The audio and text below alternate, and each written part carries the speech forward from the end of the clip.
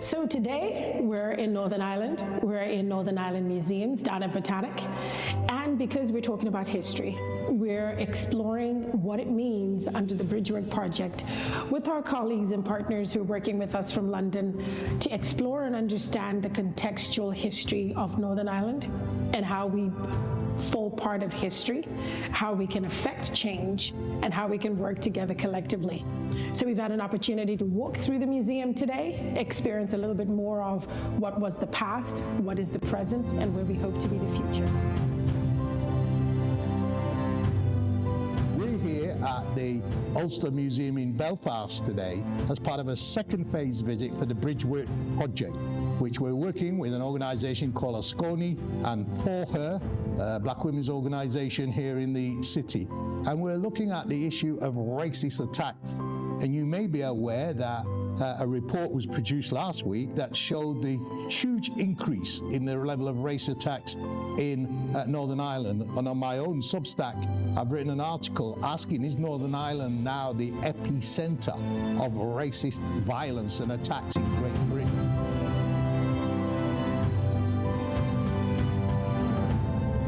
And we got together with our partners across the water in England who have much more lived experience with fighting against the anti-immigrant as well as racist far-right movements that exist within the UK. So this is what brought us together on the Bridgework Project to connect bridges across the water, basically, and see how we can work together, utilizing the lived experience of our colleagues across the water and our own experience here within the North of Ireland.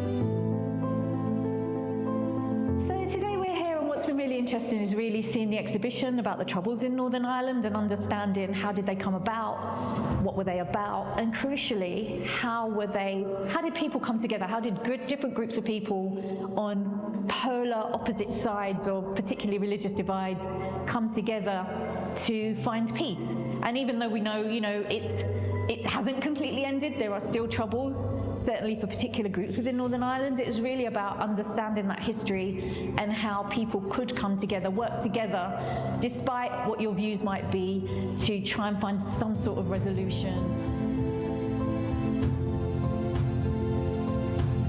So with the Bridgework Project, that strand around leadership and cross-fertilization of ideas and know-how is really important. So we want to, at the end, have at least 20 leaders, fellows that can work together, that can share knowledge, that can find solutions, and also cascade that down to our communities and organizations and get more people involved in advocacy and representation, and hopefully create stronger communities that are more inclusive and where there's more racial equity.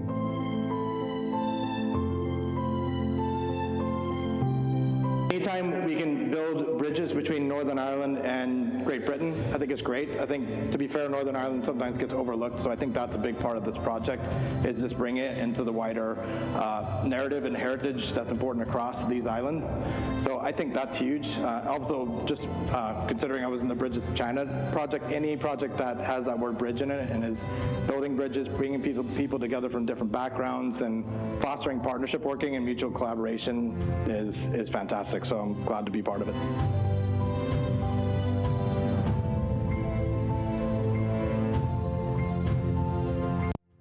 So with regards to the Bridgework Project, what's really important for us is